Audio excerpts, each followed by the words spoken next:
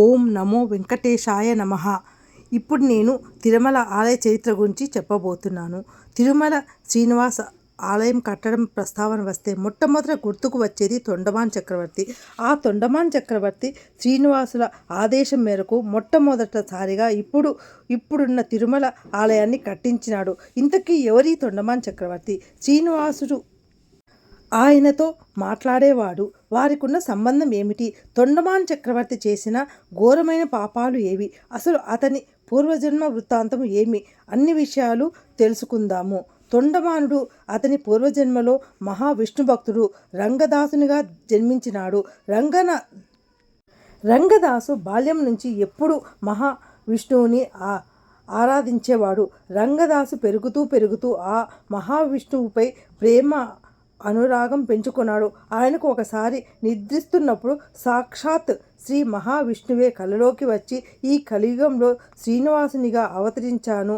నేను 7 కొండలపై పుష్కరిణి దక్షిణ వైపు ఎండనక వాననక పూజలు పునస్కారాలు లేకుండా పుట్టలో వేచి చూస్తున్నాను అని చెబుతాడు. సరిగ్గా అలాంటి కలే అదే సమయానికి మరో ఊరిలో ఉండే శ్రీకృష్ణుని మహాభక్తుడు అయిన గోపీనాథ్ దీక్షితులు అనే బ్రాహ్మణునికి వస్తుంది. స్వామివారు పుట్టలో పూజలు లేకుండా ఉన్నారని కల వస్తుంది. ఇద్దరి మనసులు శ్రీనివాసుని చూడడానికి పరితపించిపోయింది. ఇద్దరూ ఆ శ్రీనివాసులను వెతుకుతూ దట్టమైన అడవి నుండి 7 కొండల ప్రాంతమునకు చేరుకుంటారు. మూలుగా ఒకరిని ఒకరు పరిచయం చేసుకోక ఇద్దరికీ ఒకే కల వచ్చింది అన్న విషయం తెలుసుకొని ఆశ్చర్యపోతారు. ఇద్దరూ చేయాల్సిన కార్యము ఒకటేనని సంతోషించి ఆ కారడవిలో రాళ్ళు రప్పులు దాటుకుంటూ 7 కొండలను ఎక్కుతూ అతి కష్టం మీద స్వామివారిని పుష్కరిణి వద్ద చేరుకుంటారు. అక్కడ పుష్కరిణి దక్షిణ వైపుగా వెతకడము ప్రారంభించినారు. అలా వెతుకుతూ దగ్గరలో ఉన్న విశాలమైన చింత చెట్టు దగ్గర చేరుకుంటారు. ఆ చెట్టు కింద గుబురు పొదల్లో పెద్ద పుట్టని వీరు చూస్తారు. ఆ పుట్ట సువర్ణకాంతులతో ప్రకాశిస్తూ కనిపిస్తుంది. అందులో సాక్షాత్ శ్రీనివాసుడే తపోస్థితిలో కనిపించినాడు. అపురూపమైన రూపమును చూసి భక్తి భావన ఆశ్చర్యములతో కళ్ళల్లో నీళ్లు తిరుగుతాయి. చేతులు జోడించి మనసారా స్వామిని కొలిచి బిందెలతో కపిల గోవు క్షీరాన్ని తెచ్చి ఆ పెద్ద చీమల పుట్ట పైన పోయగా మెల్లగా స్వామి రూపము బయటపడుతూ వస్తుంది. ఆ రూపము వారిని మంత్రముగ్ధులను చేస్తూ దగదగా మెరుస్తూ ఉన్న రూపాన్ని చూసి ఆ ఇద్దరు భక్తులు తమని తాము మైమరిచిపోయారు. ఆ స్వామివారు బయటపడ్డాక రంగదాసు స్వామికి పూజకు కావలసిన శ్రేష్టమైన పూలను పండ్లను ఆ దట్టమైన క్రూర మృగాలు తిరిగే అడవిలో అంతా తిరిగి తెచ్చేవాడు. ఇక గోపీనాథ్ దీక్షిత్ వారు స్వామివారికి పూజలు చేసేవారు. మరికొన్ని రోజులు గడిచాక ఆ రంగదాసు పూజకు కావలసిన చెట్లను తులసి చెట్లను పెంచేవాడు. సువాసనలు గొలిపే చెట్లకు పుష్కరిణి నీటిని తెచ్చి పోయడమే కాక ఎటువంటి ఎండను తట్టుకునే ఒక బావిని తవ్వి అందులో నీటిని మొక్కలకు పోసేవాడు. ఆ పూలను సరి అయిన సమయానికి గోపీనాథ దీక్షితుల వారికి అందించేవారు. ఒకనాడు ఒక గంధర్వరాజు అంతఃపుర స్త్రీ పరివారంతో జలక్రీడలు ఆడుతున్నాడు. ఇక పూల కోసం వచ్చిన రంగదాసు అక్కడ మెల్లగా వినిపిస్తున్న నవ్వులను విని పుష్కరిణి వద్ద చేరుకున్నాడు. ఆ అందమైన స్త్రీల రూప లావణ్యములను చూసి కాంక్షుడై చూస్తూ ఉండిపోయాడు. రంగదాసు పుష్ప కైకర్యానికి సమయం అయిపోతున్న విషయాన్ని మర్చిపోయాడు. ఇక పూజకు ఆలస్యం అయిపోవడంతో గోపీనాథ దీక్షిత్ కోపంతో ఊగిపోతారు. ఆ గంధర్వరాజు వెళ్ళిపోగానే అయ్యో ఎంతటి పెద్ద తప్పు చేసినాను, సమయానికి పూజా కైకర్యానికి నా వలన ఆగిపోయింది అని బాధపడటం మొదలుపెట్టాడు. కన్నీరు మున్నీరుగా విలపిస్తూ మనసులో ఆ స్వామివారిని తలుచుకొని, స్వామి వ్యామోహంతో పూజకి కావలసిన పుష్పాలను ఇవ్వడము మర్చిపోయాను, ఈ పాపాత్ముని క్షమించండి స్వామి అని వేడుకుంటారు. సాక్షాత్ ఆ శ్రీనివాసుడే ప్రత్యక్షమై రంగనాథుని నీవు నాకు ఎంతో ఇష్టమైన భక్తుడివి. ఎన్నో ఏళ్ళుగా నా కోసం పూల చెట్లను పెంచి వాటి కోసం బావిని తవ్వి ఎంతో జాగ్రత్తగా ఉంచుకొని పూజకి అందిస్తున్నావు. వ్యామోహంతో అందించలేకపోయావు. వచ్చే జన్మలో నా భక్తుడై తొండమాన్ చక్రవర్తిగా జన్మించి రాజభోగాలను అనుభవిస్తావు. నా కోసం ఒక ఆలయాన్ని కూడా కట్టిస్తావు అని చెప్పగా, పెద్ద తప్పు చేసిన స్వామివారి నన్ను అనుగ్రహించడము ఏమిటి అని రంగదాసు ఆశ్చర్యపోతాడు. కళ్ళల్లో నీళ్లు పెట్టుకున్నాడు.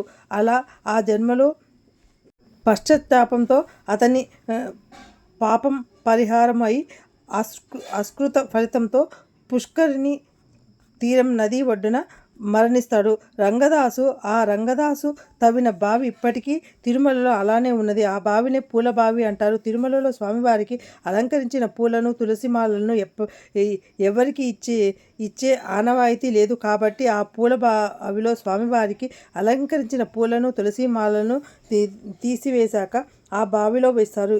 ఈ ఆచారం ఇప్పటికీ కొనసాగుతూనే ఉంది. సుధర్ముడు అనే రాజు వెంకటాచలానికి వేటకి వెళ్తాడు. ఆయన వేటాడుతూ బాగా అలసిపోతాడు. నీరసించిపోతాడు. బాగా దాహం వేస్తుంది. వెతుకుతూ పుణ్యజలం ప్రవహించే కపిలతీర్థం వద్దకి వెళ్తాడు. అక్కడ కపిలతీర్థంలో సుందరమైన నాగకన్య స్నానం ఆచరిస్తూ ఉంటుంది. దాహం తీర్చుకోవటానికి దిగిన రాజు ఆ నాగకన్య వైపు చూస్తాడు. ఆమె అందచందాలను చూసి మోహించి రాజు ఆమెపై అభిలాషని వ్యక్తం చేసి పెళ్లి చేసుకుంటాను అంటాడు. ఆమె, నేను ఒక నాగకన్యను, నాగలోకంలో ధనంజయుడు అనే గొప్ప రాజు కుమార్తెను. ఆయన నా పెళ్లి పరంగా ఒక కోరిక ఉన్నది. అది ఏమిటి అంటే, గొప్ప రాజ్యాన్ని పాలిస్తున్న రాజుకిచ్చి నా వివాహం జరిపించాలి అని. నేను ఆయన మాటను జవదాటను అని అంటుంది. నీవు చంద్రవంశపు క్షత్రియుడను, నారాయణవనాన్ని పరిపాలించే రాజుని, క్షత్రియుని కాబట్టి నీవు నిశ్చింతగా వివాహము ఆడవచ్చు. నా వలన నీకు పుట్టబోయే సంతానాన్ని రాజుని చేస్తాను. ముందుగానే మాట ఇవ్వు. కాకపోతే నాకు ముందుగానే ఆకాశరాజు అనే పుత్రుడు ముందుగానే ఉన్నాడు. కాబట్టి రాజ్యాన్ని సమంగా పంచి నీకు పుట్టబోయే బిడ్డకు కూడా సమానంగా పంచుతాను అని అంటాడు. అప్పుడు రాజు తన చేతికున్న ఉంగరం తొడిగి వివాహం చేసుకుంటాడు. ఆ దట్టమైన కపిలతీర్థం దగ్గర దొండతీగలలో ఆనందంగా వివరిస్తూ, నీకు పుట్టబోయే పుత్రుడిని విద్యావంతుని చేసి నీ వద్దకు పంపిస్తాను రాజా అని వెళ్ళిపోతుంది. కొన్నాళ్లకు ఆమె గర్భం దాల్చి కుమారుడిని జన్మను ఇస్తుంది. అతన్ని పెద్ద చేసి సమస్త విద్యలను నేర్పిస్తుంది. ఒకనాడు కుమారుడితో, నాయన, నీవు ఇప్పుడు భూలోకానికి వెళ్ళి, ఇదిగో ఈ రాజముద్రిక, ఇది మీ తండ్రి నాకు ఇచ్చినది. నీవు కపిలతీర్థం దగ్గరికి వెళ్ళి అక్కడ ఉన్న దొండతీగలను తెంపి నడుముకు చుట్టుకొని మీ తండ్రి దగ్గరికి వెళ్ళు. అప్పుడు నీవు ఎవరో తెలుస్తుంది. దొండతీగలను చుట్టుకొని మహారాజు దగ్గరికి వెళ్తాడు. తల్లి ఇచ్చిన ఉంగరాన్ని రాజుకు చూపిస్తాడు. రాజు ఆ ఉంగరాన్ని అలాగే నడుముకు చుట్టుకున్న దొండతీగలను చుట్టుకొని వచ్చిన తన కుమారుడు అని తన సంతోషానికి అవధులు లేవు. ఆయన దొండతీగలను చుట్టుకొని వచ్చినాడు కాబట్టి దొండమానుడు అని పేరు పెట్టినాడు. ఇచ్చిన మాట ప్రకారం రాజ్యాన్ని 2 భాగాలుగా చేసి నారాయణవనం భాగాన్ని తన కొడుకు అయిన ఆకాశరాజుకి ఇస్తాడు. ఆకాశరాజు ఎవరో కాదు, పద్మావతి అమ్మవారి తండ్రి. మరో భాగాన్ని దొండమానునికి ఇచ్చి రాజ్యానికి దొండమానుడు అని నామకరణం చేస్తాడు. అప్పట్లో వ్యవసాయము కోసం ఒక చెరువుని తవ్వించినారు. ఆ చెరువు ఇప్పటికీ చిత్తూరు జిల్లాలో ఉన్నది. ఆ దొండమానుడికి పూర్వజన్మ రహస్యం తెలియలేదు. పూర్వజన్మలో తాను రంగదాసుగా జన్మించినాడని, స్వామివారికి పుష్పములు సమర్పించేవాడు అని, ఈ జన్మలో ఆయన ఆలయం కట్టించాలి అన్న విషయము తెలియలేదు. దొండమానుడు అహంకారంతో శ్రీనివాసునిపై యుద్ధం చేయాలి అనుకుంటాడు. ఇంతకీ ఆ శ్రీనివాసుడు తను గెలుస్తాడా లేదా తన భక్తుని గెలిపిస్తున్నాడా? తొండమాను చక్రవర్తి ఘోరమైన పాపం ఒకటి చేసినాడు. అది ఏమిటి అంటే, పూర్వము కూర్ముడు అనే పరుడు ఉండేవాడు. ఆయనకి తన తండ్రి అంటే ఎనలేని ప్రేమ. అతని తండ్రి మరణించిన తర్వాత తండ్రి అస్థికలను తీసుకొని కాశీలోని గంగలో కలపడానికి అతని భార్య పిల్లలతో కలిసి బయలుదేరుతాడు. మార్గమధ్యలో భార్య గర్భవతి అని తెలుస్తుంది. ఆమె నడవలేక పోవడంతో ఏం చేయాలో పాలుపోదు. ఒకవైపు తన తండ్రి కార్యము, మరోవైపు తన భార్య పిల్లలు క్షేమము. ఏమి చేయాలో ఆయనకి ఏమాత్రము పాలుపోలేదు. వారిని సురక్షితంగా ఎక్కడ ఉంచాలో కూర్ముడికి అర్థం కాలేదు. అప్పుడు మహారాజు అయిన తొండమాన్ చక్రవర్తి గుర్తుకు వస్తాడు. ఆయన అతని భార్య పిల్లలతో తొండమాన్ దగ్గరికి వెళ్ళి ఆ బ్రాహ్మణుడు రాజుకి నమస్కరించి, అయ్యా, నేను నా తండ్రి అస్థికలు గంగలో కలపడానికి బయలుదేరుతున్నాను. గర్భవతి అయిన నా భార్య పిల్లలను నడవలేకపోతున్నారు. కావున నాకు కాశీ నుంచి తిరిగి వచ్చే వరకు మీరు మీ రక్షణలో ఉంచాలి అని ఆశిస్తున్నాను అని అనుకుంటున్నాను. అప్పుడు రాజు, వారు క్షేమంగా నా దగ్గరే ఉంటారు. నీవు సంతోషంగా కాశీకి వెళ్ళి తిరిగి రా. కూర్ముడు సంతోషించి భార్య పిల్లలను వదిలివేసి కాశీకి బయలుదేరుతాడు. ఎత్తైన రాజభవనంలో 6 నెలలకు సరిపోయే అద్భుతమైన ఆహారాన్ని సమకూర్చి కనీసము ఈగలు కూడా పోవటానికి వీలు లేనట్టుగా రాజభటులను కాపలా ఉంచుతాడు. కొన్ని రోజుల తర్వాత తొండమానుడు వారి గురించి మర్చిపోతాడు. ఆ రాజభవనంలో వారి యోగక్షేమముల గురించి ఎవరూ విచారించలేరు. 1 సంవత్సరం తర్వాత కూర్ముడు కాశీయాత్ర ముగించుకొని రాజు దగ్గరికి వెళ్ళి తన భార్య బిడ్డల గురించి అడుగగా కొంతసేపు ఆలోచించిన తర్వాత కానీ గుర్తుకు రాలేదు. అతనికి ఏమి చెప్పాలో అన్న తొండమానుడు, మీ భార్య పిల్లలు క్షేమంగా ఉన్నారు, గర్భవతి కదా, ఆడపిల్ల కూడా జన్మించింది అని. కానీ వారు స్వామివారి దర్శనం కోసం వెంకటాచలానికి వెళ్ళినారు. అంతవరకు మీరు మా సత్రంలో ఉండాలి అని అంటారు. తొండమానుడు పరుగున వచ్చి చూడగా వారు శవాలు అయిపోయారు. అక్కడ కేవలము అస్థికలు మాత్రమే మిగిలి నాయి. చేసిన పాపం ఏమి చేయాలో అని పరుగున వెంకటాచలానికి రహస్య మార్గంలో గుండా వెళ్తాడు. అప్పుడు స్వామివారు శ్రీదేవి భూదేవి అమ్మవారితో ఉంటాడు. తొండమానుడు రాగానే అమ్మవారు ఉలిక్కిపడి వెంటనే లక్ష్మీ అమ్మవారు వక్షస్థలంలో, భూదేవి అమ్మవారు భూ తీర్థంలో దాచుకుంటారు. తొండమానుడు స్వామివారు నన్ను కాపాడాలి అని జరిగిందంతా చెబుతాడు. అప్పుడు వెంకటేశ్వర స్వామి, తొండమాన్, ఎంతటి ఘోర పాపానికి ఒడగట్టావు, ఆశ్రయము ఇస్తాను అని చెప్పే వారిని వికటజీవులను చేస్తావా? నీకంటే క్రూరులు మరొకరు ఉండరు అని తిట్టాడు. అప్పుడు స్వామి నన్ను క్షమించమని చెప్తాడు. వెంటనే ఆ అస్థికలు తెప్పించి అన్వితమైన పాండవ తీర్థమునకు వెళ్తారు. ఆ పవిత్రమైన పాండవ తీర్థంలో మునిగి అస్థికలపై నీళ్లు చెల్లగానే వారు సజీవులు అవుతారు. తొండమానుడు బ్రాహ్మణుడికి ఆడపిల్ల పుట్టింది అని చెప్పినందుకు ఆ గర్భంలో ఉన్న బిడ్డను కూడా బతికిస్తాడు. తొండమానుడు ఆ తల్లి బిడ్డలను తీసుకుని వెళ్ళి బ్రాహ్మణుడికి అప్పగిస్తాడు. అప్పుడు ఆ పాండవ తీర్థాన్ని అస్థి తీర్థము అని పిలవడం ప్రారంభించినారు. అప్పుడు స్వామివారు తొండమానుడితో, తొండమాను, నీవు నీ భక్తిని అని, నా భక్తుడివి అని చేసిన ప్రతి అపరాధాన్ని క్షమించుతూ నేను ఉన్నాను అన్న ధైర్యంతో సర్వ పాపాలు చేస్తున్నావు. ఇక మీదట నీకు కానీ మరి ఎవరికి కానీ మానవ రూపంలో కనబడను, శిలారూపంలోనే ఇక మీదట తిరుమలలో అనుగ్రహిస్తాను అని చెప్పి వెంటనే ఆలయంలో శిల అయిపోయినారు. అలా తొండమానుడు చేసిన పాపానికి స్వామివారు ఇప్పటికీ మానవ రూపంలో కనిపించటం లేదు. కేవలం శిలారూపంలోనే మనకు దర్శనము ఇస్తారు. ఇంత జరిగినా కూడా తొండమానుడు తన అహంకారాన్ని చూపిస్తూనే ఉన్నాడు. పూర్వము తొండమాన్ చక్రవర్తి బంగారు తులసి దళాలతో పూజ చేసేవాడు.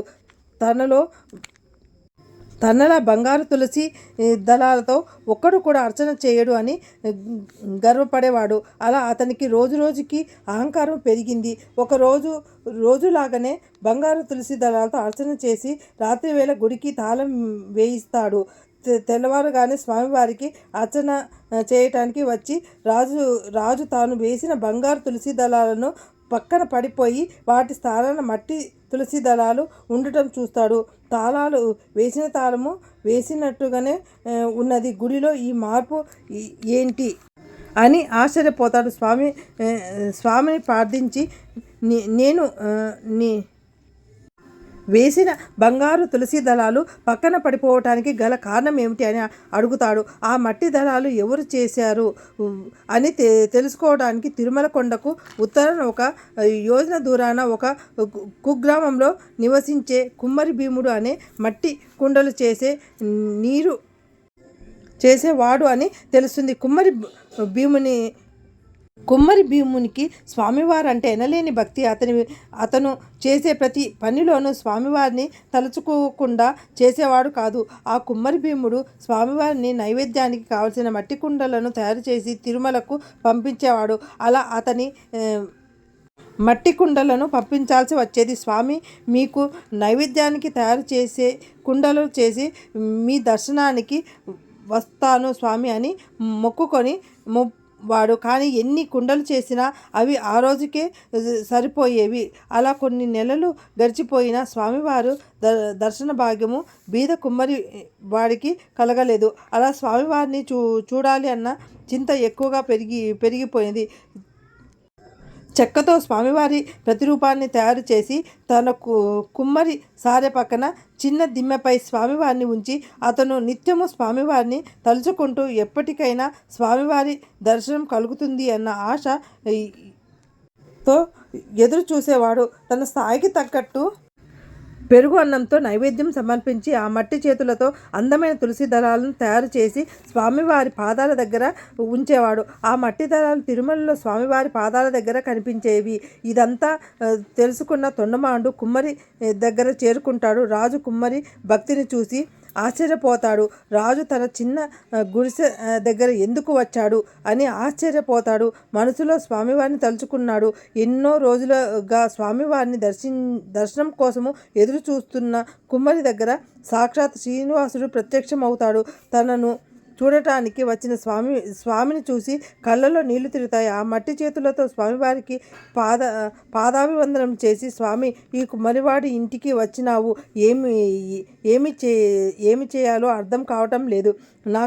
నీకు సమర్పించడానికి ఈ పేద కుమ్మరి వాడిదే ఇంటిలో ఏమీ లేదు అని కళ్ళ నీళ్ళు పెట్టుకుంటాడు. దానితో స్వామివారు ఆ పేద కుమ్మరి వాడిని ఓదార్చి, మీ ఇంటిలో ఏది ఉంటే అదే పెట్టు, ప్రేమతో తింటాను, ఆకలి వేస్తున్నది, తొందరగా తీసుకురా. కుమ్మరి భార్య ఒక మట్టి మూకట్లో పెరుగు అన్నం తెచ్చి భయంతో స్వామివారికి సమర్పిస్తుంది. ఆకలితో ఉన్న స్వామివారు నవ్వుతూ ఆ పెరుగన్నాన్ని ఆరగిస్తాడు. ఆ దృశ్యాన్ని చూసిన ఆ దంపతులు ఆనంద బాష్పాలతో స్వామివారిని తాకగానే వారు పంచ భౌతిక దేహాలను వదిలిపెట్టి వైకుంఠానికి చేరుకుంటారు. ఇవన్నీ చూసిన తొండమాండు తన అహంకారంతో ఎంతటి తప్పు చేసినాడు అని తెలుసుకుంటాడు. స్వామివారు దర్శనాన్ని భాగ్యంతో అహంకారంతో చేసిన తప్పులను ప్రాయశ్చిత్తం చేసుకుంటాడు. కుమ్మరి భీముని భక్తికి నిదర్శనగా ఇప్పటికీ కుండను పగలకొట్టి అందులో పెరుగు అన్నం పెట్టి నైవేద్యంగా గర్భాలయంలో స్వామివారికి సమర్పిస్తారు. తిరుమలలో ఎన్నో గంగాలలో నివేదన జరిగిన కులశిఖర పడి దాటి గర్భాలయం వెళ్ళే ఒకే ఒక ప్రసాదము నాడు సాధారణ కుమ్మరి వాడు నివేదించిన ఇప్పటికీ తిరుమలలో అదే పద్ధతిలో నిర్వహిస్తున్నారు. ఈ కథను బట్టి మనము తెలుసుకోవలసింది, స్వామివారికి బంగారు కానుకలు ఇచ్చినా ఇవ్వకపోయినా స్వామిని భక్తి శ్రద్ధలతో పూజిస్తే చాలు. 2000 సంవత్సరముల క్రితము సాక్షాత్ వెంకటేశ్వర స్వామి ఆ తొండమాన్ చక్రవర్తితో మాట్లాడిన ప్రదేశం ఇప్పటికీ అలానే ఉన్నది. నేను చూపించిన ఈ వెంకటేశ్వర స్వామి టెంపుల్ ఎంతమందికి నచ్చింది, ఎంతమంది చూసినారు? నచ్చితే లైక్ చేసి సబ్స్క్రైబ్ చేసి కామెంట్స్ రూపంలో చెప్తారని అనుకుంటున్నాను. కొత్త వాళ్ళు అయితే ఒక లైక్ కొట్టండి ప్లీజ్.